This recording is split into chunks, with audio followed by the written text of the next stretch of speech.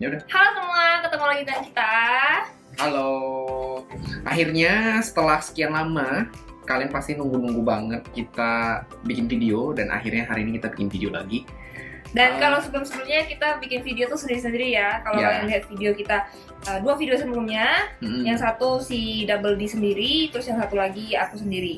Betul sekali.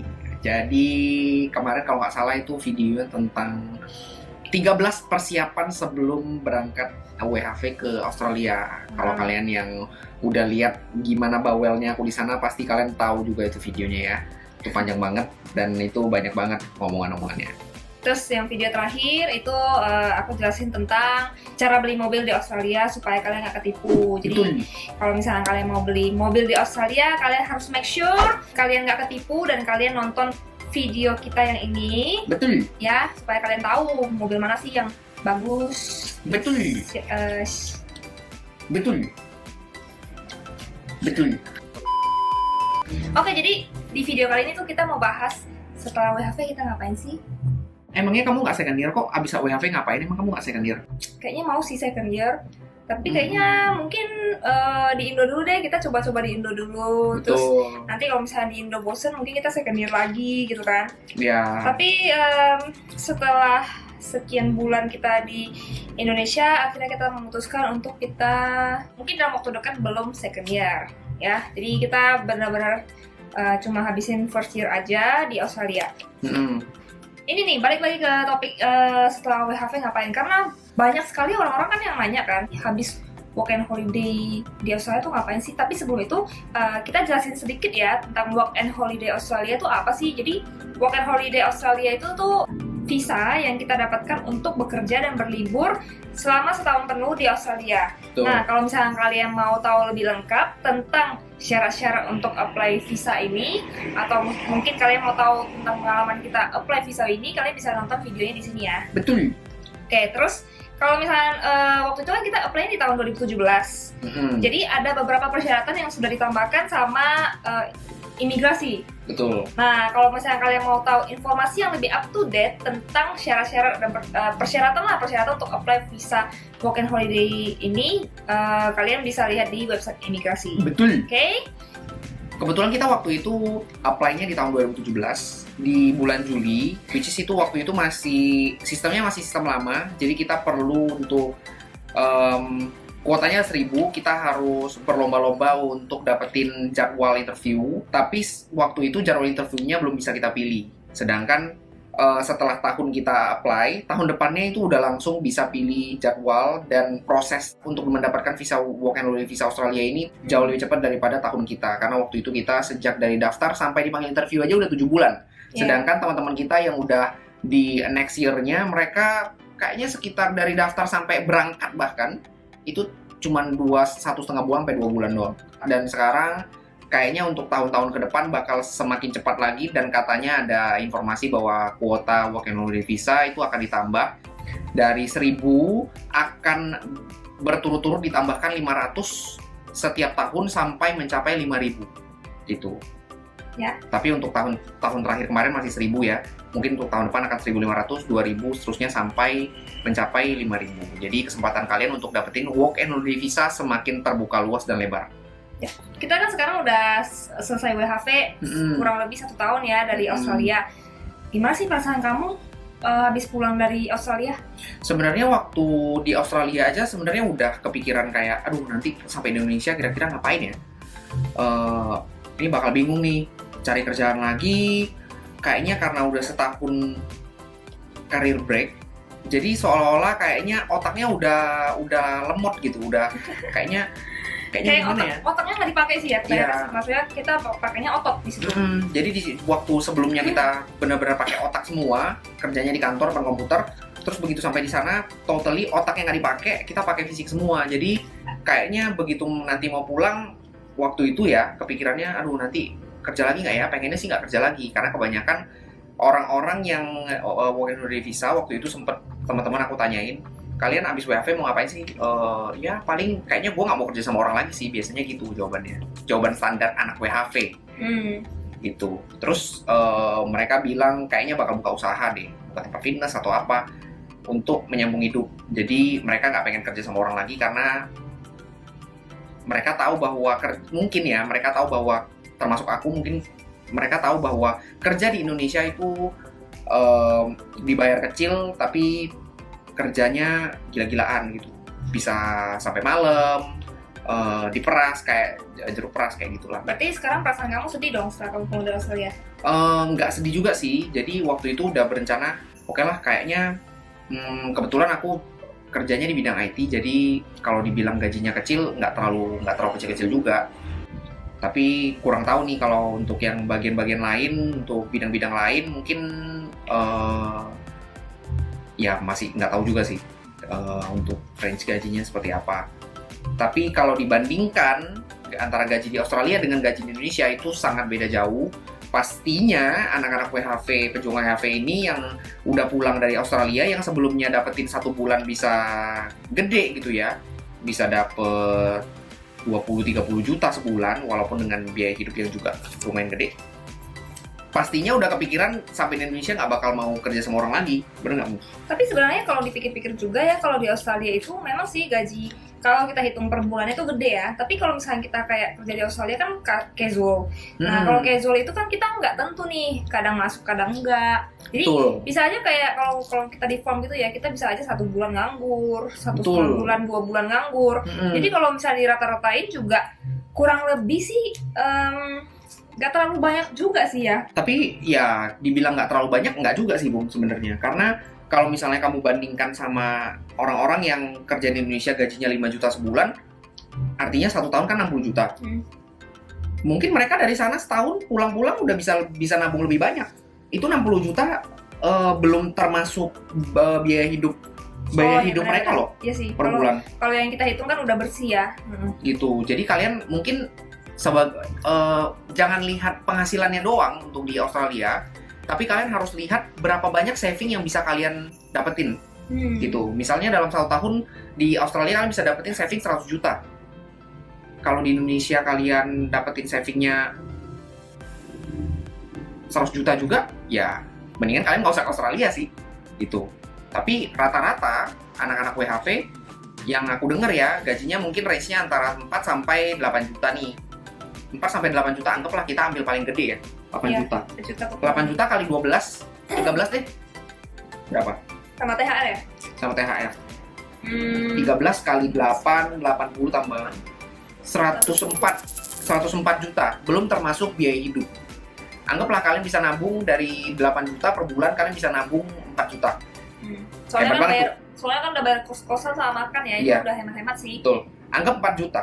4 juta dikali 12 berarti kalian bisa nabung 48 juta. Tapi kalau dari Australia kalian bisa dapetin 100 juta per tahun, wah itu udah 2 kali lipat ya. Udah 2 kali lipat, mendingan ke sana. Soalnya kalau kita lihat dari perbandingan penghasilannya sama biaya hidup di sana tuh cukup jauh sih dibandingkan dengan perbandingan biaya hidup dan gaji yang kita dapatkan di Indonesia. Betul. Jadi kalau misalnya contohnya nih ya, yang kita dapetin informasi dari teman kita dan yang kita rasain juga. Ya, ada teman yang bisa menghasilkan 1 minggu $1.000. $1.000 artinya 10 juta. 1 minggu 10 juta loh ya. 10 juta, tapi pengeluarannya 150. Artinya mereka bisa saving 1 minggu 850. Berarti 1 bulan kali 4. 34 juta per bulan. Wow. Itu savingnya ya? Itu savingnya loh ya. Udah termasuk udah dikurangin dengan biaya-biaya hidup kayak tempat tinggal. Karena tempat tinggal di sana nggak terlalu mahal. Temen aku waktu itu tempat tinggalnya $75 per minggu. 75, makannya 75, jadi 150. Penghasilannya 1.000. Artinya 1.000 dikurang 150, mereka dapat 850, 4 minggu dapat 3.400, artinya 34 juta. 1 bulan. Di Indonesia kalian misalnya gaji 8 juta, anggaplah 10 juta gajinya. Kalian hemat-hemat, pengeluaran 3 juta. Kalian bisa nabung 7 juta. 1 bulan 7 juta, di sana 34 juta 1 bulan. Jadi memang perbandingannya sangat ini ya. Jauh ya. Sangat jauh kalau misalnya gitu. kita convert ke rupiah ya. Makanya banyak teman-teman WHV yang di sana, mereka abis kerja farm 1 bulan di mana gitu, tiba-tiba bisa beli iPhone 11 dengan sangat Pro Max mudah 256 GB. Wow. Untuk beli iPhone yang semahal itu gitu ya. Iya, mudah banget gitu. Jadi memang saving di sana gede. kalau kalian kerjanya bener. Oke, kan dari tadi kita ngomongin soal yang kamu dapetin tuh kayak tangible asset lah ya, kayak duit, materi itu kan tangible ya. Betul. Kalau misalnya kita bicara tentang yang intangible nih, Intangible, bukan materi lah ya ya. bukan materi. Nah, apa sih yang kamu dapatkan dari Australia tuh, positif kah, negatif kah? Wah, banyak banget sih. Kalian bisa dapetin, yang pertama kalian bisa go internasional. Udah kayak penyanyi aja ya. Iya. Jadi Kayak penyanyi. nggak hanya penyanyi doang ya, kita orang biasa juga bisa go Ya, internasional. kita bisa go internasional. Kalau biasanya kita jalan-jalan, mungkin kalian jalan-jalan ke luar negeri, misalnya ke Malaysia atau ke Bangkok, Thailand segala macam. Mungkin kalian pergi 1 minggu, 2 minggu gitu ke Jepang. Tapi ini kalian bisa benar-benar liburan 1 tahun.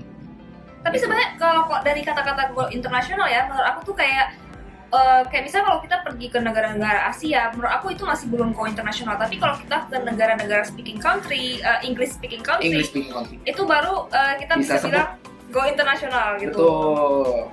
Go internasional tuh ke English speaking country. Ya. Which is English speaking country ada, setahu aku ada 4 sih. Ya, kayak UK, US, Singapore, sama satu lagi Australia. Ya. Cuma 4 nih. Atau New Zealand. Oke lah, New Zealand kan bagian dari Australia lah ya. Oke. Nah, tapi ya kalau kalian ke Singapura mungkin udah go internasional kali ya. Cuman kalau Singapura kan lebih masih nyampur-nyampur ya, kayak anti ya. Orangnya banyak kan Asia. I want to go to toilet, itu kan agak beda ya bahasa Inggrisnya, nggak kayak yang di UK, US atau Australia. Gitu. Makanya dan kita nggak bisa ke UK jauh banget. Tiket pesawat aja udah berapa duit? Yeah. Visanya susah didapat. Sebenarnya serem juga sih kalau naik pesawat selama itu. Iya, terus ke US juga jauh. UK, US jauh. Kalau Australia ini paling deket nih. Makanya kita pikir ya udah kita jalan ke sana. Itu salah satu yang aku dapetin ya. Itu dapetin go internasional, bisa ketemu sama orang-orang bule. Yeah. Terus lihat gimana sih sebenarnya yang biasanya kita nonton film kayak wah gila, gua nggak pernah ke tempat yang kayak gitu. Terus ternyata begitu sampai di Australia, pulang-pulang dari Australia, begitu kita nonton film, aku nanya, Pung, kita udah pernah ke tempat kayak yang di TV itu, kayak di film itu? Wah, udah pernah.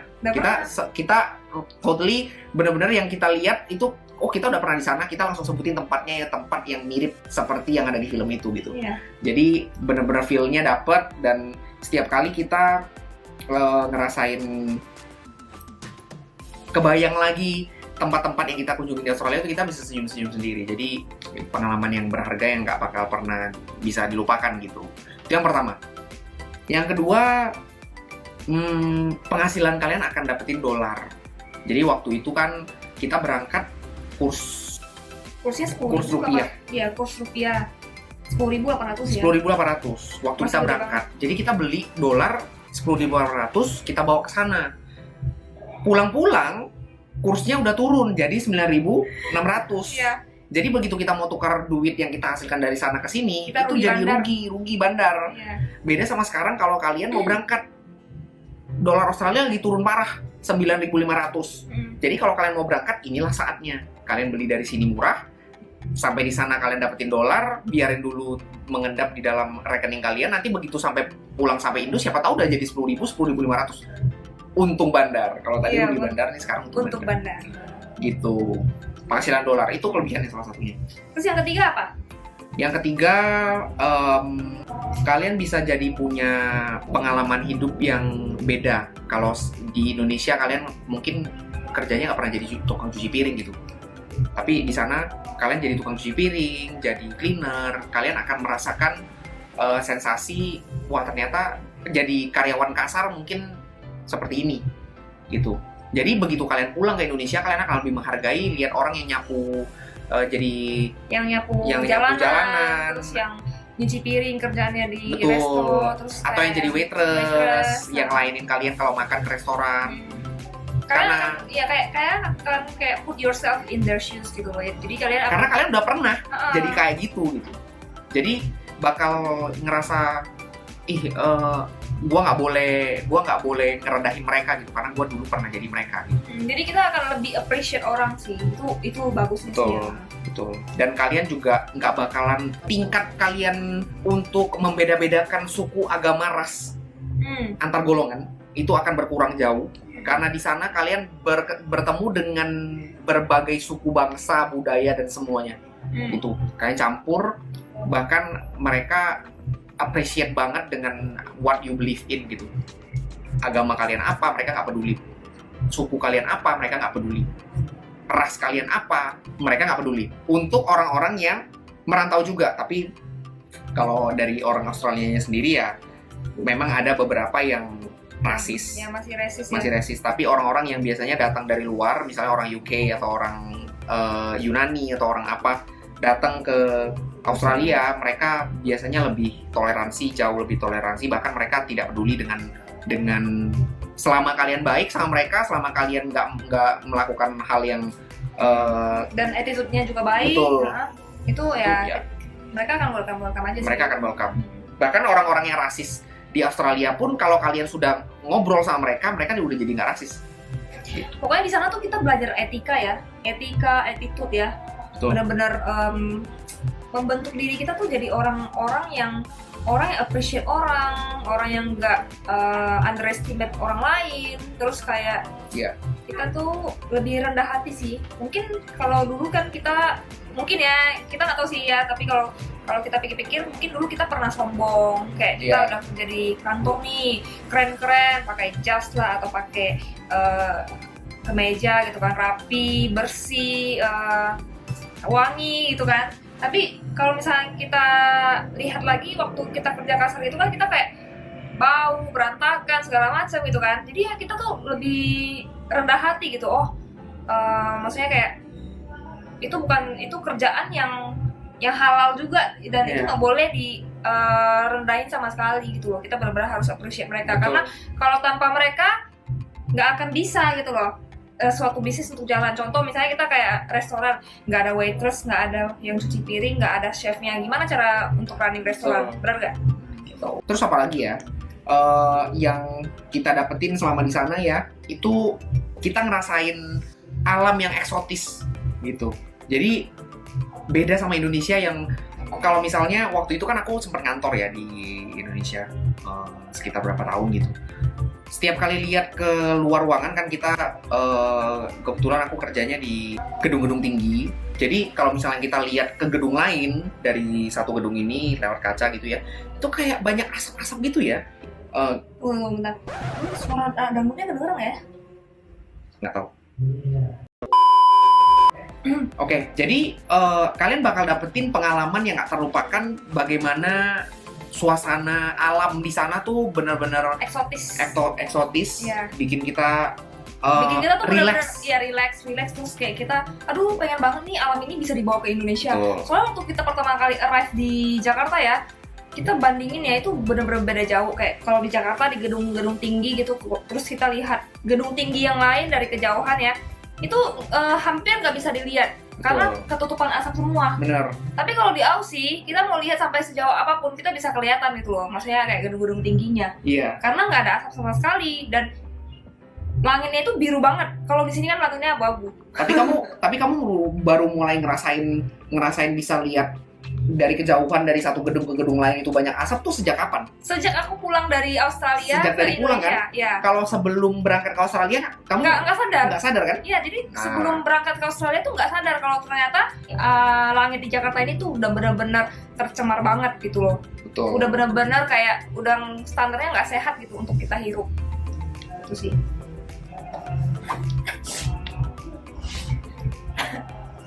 Betul ya? Banget. Kalau misalnya kalian punya kesempatan nih untuk dapetin work and holiday visa Australia, kalau kalian punya kesempatan buat dapetin work and holiday visa Australia, sebaiknya kita sarankan, kita encourage kalian untuk tidak menyia-nyiakannya. Iya, soalnya itu kesempatan yang datang sekali seumur hidup dan kalian bakal belajar banyak hal, banyak banget. Betul. Dan apalagi ya, mungkin dari yang sebelumnya aku kerja kantor sebelum berangkat ke Australia, kerja kantor tuh kayak aduh udah lelah banget ya, karena tiap hari ngantor selama 5 tahun itu capek banget gitu. Walaupun sempat ada pindah-pindah kantor, tapi tetap aja kayak aduh kok hidupnya kok gini-gini aja gitu di dalam box doang gitu. Akhirnya dengan segala encourage dari diri sendiri gitu ya, dan setelah dapetin visa ini kayak encourage-nya harus ngambil nih. Ya udah akhirnya kita berdua resign, meninggalkan semua zona nyaman, meninggalkan kerjaan yang udah settle, meninggalkan kerjaan yang gajinya sebenarnya udah cukup buat kita di sini, dan kita tinggalin dan kita berangkat ke negara ke negeri anta berantah yang nggak jelas kita bakal gimana. Iya. Itu bener-bener satu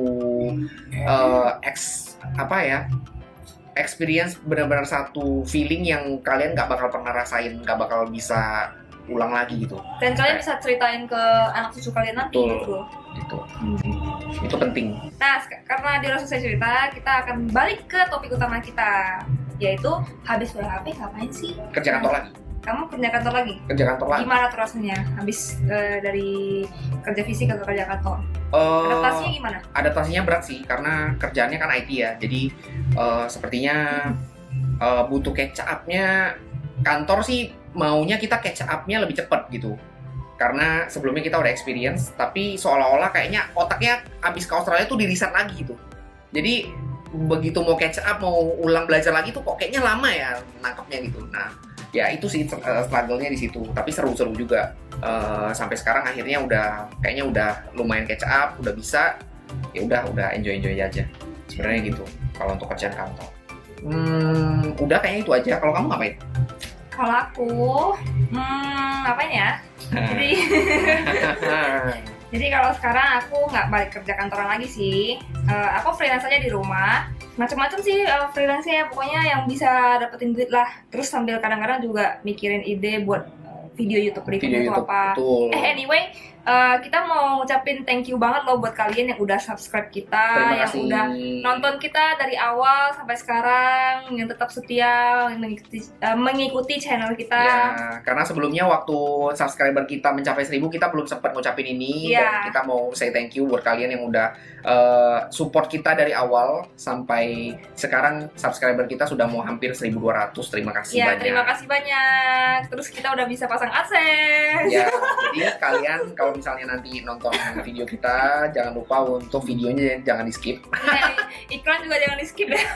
Ya, video iklannya jangan di skip ya. Videonya jangan di skip, iklan juga jangan di skip. Tonton aja deh pokoknya, bantu-bantu kita deh. Iya. Oke, jadi balik lagi ke aku tadi, freelance aja di rumah, sama aku nggak bisa balik kerja kantoran lagi karena aku baru tahu aku hamil. Cie. Yeay. Yes. Akhirnya setelah Top chair, memang top chair. Setelah hampir 2 tahun ya, top chair Setelah juga. hampir 2 tahun. Karena memang selama di Australia kita mencoba untuk mencoba untuk menunda punya anak. Ya, kita menunda punya anak dulu. Karena di Australia kalau kalian tahu kan, buat kalian yang pengen WHV, jangan sampai kalian pergi sama pasangan kalian dan sampai di sana kalian punya anak, which is kalian harus pulang ke Indonesia. Iya, gitu. itu pasti banget. Jadi udah pasti di sana kalian nggak bisa punya anak, harus pulang dulu. Dan kan tadi kamu sempat ada ngomong soal cari-cari ide YouTube ya, benar nggak sih? Mungkin kalian bisa kasih ide ke kita, kira-kira video apa lagi sih yang kalian pengen kita bikin gitu untuk bisa kasih informasi ke kalian. Nah, mungkin salah satunya karena sekarang istri aku Novi lagi hamil, mungkin kalian bisa tanya-tanya tentang gimana sih bisa taunya, pertama gimana cara bikinnya. Ya, emang pakai ini baking soda. Terus gimana kalian kontrol ke rumah sakitnya, kayak gimana kita kontrol ke rumah sakit, segala macam. Pokoknya berhubungan dengan persalinan, berhubungan dengan kehamilan. Gitu. Ya. Mungkin nextnya kita bakal kayak gitu, dan kita bakal review banyak hal, review mainan, review ya gitu. Pokoknya semua hal tentang kita berdua. Gitu. Jadi stay tune di video kita di channel kita. Semoga bisa menghibur kalian. Nah, sekarang coba kamu ceritain gimana sih waktu itu kamu bisa tahu kalau kamu hamil? Jadi sebenarnya aku sih waktu itu belum tahu ya, maksudnya kayak jadi 3 minggu belakangan itu aku sering ngerasa kayak aku kan memang orangnya suka beres-beres ya, aku nggak suka yang berantakan gitu. Terus aku sempat beres-beres sampai lemari baju juga, aku kosongin 2 tempat tuh. Aku bilang sama si Double D, aku bilang, kayaknya dua tempat ini buat anak kita deh. Padahal waktu itu belum tahu tuh mau punya anak gitu kan. Iya. Tapi kayak aku kayak mau Suzon aja dia udah. iya maksudnya kayak udah siapin gitu loh untuk lemari ini, sisa ini untuk anak kita nanti, untuk baju-baju dia, untuk barang-barang dia gitu. Terus aku juga sempet kayak ngerasa mudian ya. Emang sih kalau misalnya cewek mau PMS tuh mudian, tapi ini tuh mudiannya tuh lebih parah. Karena kayak hal sepele aja aku bisa emosi banget. Terus habis emosi banget nih, 1 jam kemudian aku bisa tiba-tiba happy banget. Jadi kayak bener-bener perubahan moodnya tuh sangat-sangat cepet gitu. Iya, aku yang jadi korban. Pokoknya tiap kali dia mudi aku yang jadi korban lah udah. Sabar ya. Terus di situ aku juga ngerasa ada yang berubah ya dari bentuk tubuh. Jadi aku sempat kayak ngerasa lebih gendut, lebih berisi, lebih cepat naik berat badannya. Terus ya kalau cewek bagian dadanya lebih kenceng gitu. Terus kayak perutnya juga terasa kenceng banget. Padahal aku kayak nggak habis makan yang banyak banget gitu. Makannya standar-standar aja, tapi perutnya selalu terasa penuh. Nah kalau biasa kan orang kalau hamil kan biasanya bilangnya mual-mual, muntah-muntah. Nah puji Tuhannya sih waktu itu aku nggak mual-mual dan muntah-muntah ya. Cuman kayak ngerasa, sekarang baru mulai mual-mual muntah-muntah. Iya sekarang baru, bukan muntah-muntah sih, tapi lebih kayak mual-mual. Dan waktu itu aku sering banget mimpi. Aku bilang sama si Double D kan, kok aku sering banget mimpi ya. Kayaknya aku 2 minggu berturut-turut kalau tidur selalu mimpi, nggak mimpi. Terus aku kalau udah bangun aku lupa mimpinya apa. Dan biasanya tuh mimpinya tuh kayak terasa real banget dan kayak sadis banget gitu. Mungkin kayak apa waktu itu? Kayak mungkin ada yang kayak perutku tusuk lah atau apalah gitu. Pokoknya yang sadis-sadis. Dramatis. Ya dramatis banget deh mimpinya, nggak tahu kenapa. Terus oh ya aku juga ngerasa kayak cepet capek. Terus kayak pengen tidur terus bawaannya.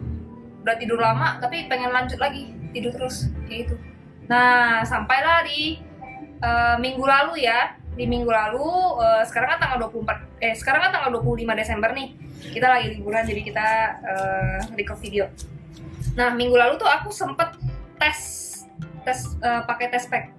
Soalnya aku udah telat 8 hari. Dan aku tuh periodnya itu selalu teratur. Which is pokoknya 30 hari selalu datang aja gitu. Kalau telat paling cuma 1 hari.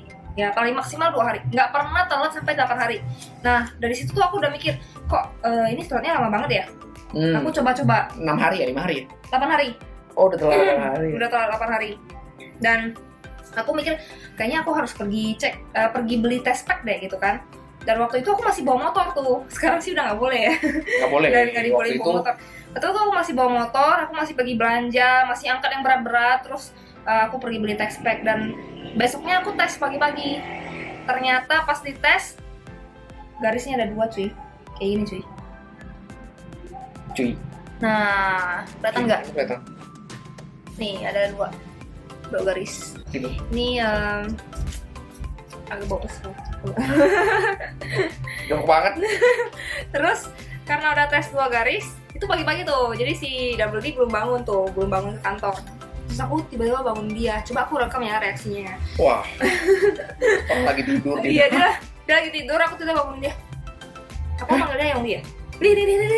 Dia 2 garis nih. 2 garis gitu kan. 2 garis. Nah. Terus dia bilang, hah? Bener lah. Yang beneran. Seriusan nih. Seriusan. Ya pokoknya berkali-kali dia kayak mastiin kayak nggak percaya gitu lah. Iya. Namanya juga sensasi apa ya? Kayaknya masih belum percaya lah. Bahkan beberapa hari aku kan mau konsul tuh ke dokter kan, tapi kan belum sempat konsul. Terus karena belum tahu dari dokter juga, belum USG segala macam, dia tuh juga sempat ragu, bener nggak sih aku hamil? Siapa tahu tes packnya salah gitu kan? Yang tes pack nggak mungkin salah ya, tapi emang kayak nggak mungkin aja. Aduh beneran nih, seriusan nih gitu. Jadi iya. Nanya-nanya terus, akhirnya sampai kita ke check up ke dokter. Kemarin, dan kita USG dan memang benar sudah ada kantong kehamilan. Dan ternyata aku udah hamil 6 minggu. Doain ya, semoga aku udah baby sehat-sehat. Amin. Oh ya, terus kalau misalnya kamu hamil gini, nanti kalau misalnya mau second year masih bisa nggak sih? Nggak bisa ya berarti ya? Nggak bisa sih. Nggak bisa. Kita nggak bisa second year lagi, kecuali aku doang yang pergi. Itu iya, bisa. kecuali dia doang yang pergi. Itu. Nah, untuk ke video selanjutnya kita bakalan ngomongin tentang, mungkin banyak kan bakal si Novi yang bakalan bikin video karena Karena aku nganggur.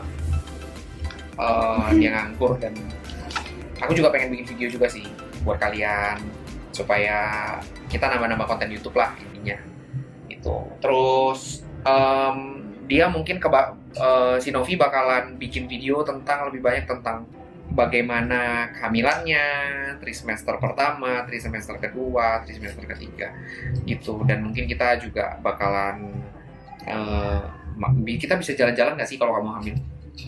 Bisa aja sih, cuma kalau Naik pesawat nggak boleh kan ya? hamil muda nggak boleh.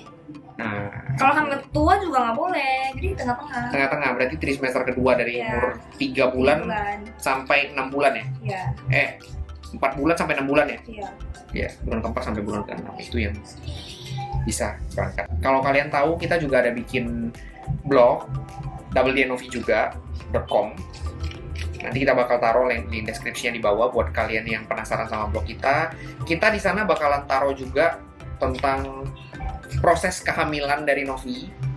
Jadi buat teman-teman yang habis WHV mungkin pengen punya anak, atau waktu WHV kalian berangkat bareng sama istri kalian atau pacar kalian bisa jadi ya. Dan kalian lagi merencanakan mungkin pernikahan atau mungkin kalian merencanakan tentang kehamilan gitu ya. Video ini, video-video selanjutnya yang tentang kehamilan ini bakal bisa menginspirasi kalian dan bisa jadi informasi yang penting supaya kehamilannya lancar. Dan mungkin Terus kita juga bakalan cerita tentang kehidupan rumah tangga kita. ya, Gimana cara mengatasi kalau misalnya kita berantem-berantem, ya hubungan hubungan di suami dalam istri, rumah tangga. hubungan ya relationship gitu antar suami istri gitu ya. Terus gimana cara kita parenting anak kita nanti begitu lahir. Kita bakal ceritain semua hal di sini, dan semoga video-video kita yang kita sajikan bisa bermanfaat buat kalian. Jangan lupa untuk like, komen, dan share video ini supaya pokoknya dukung channel ini terus biar bisa memberikan konten-konten berkualitas buat kalian. Like jika kalian suka, dan dislike jika kalian nggak suka video ini, nggak apa-apa. Oke. Bye. Bye. Bye. Oh.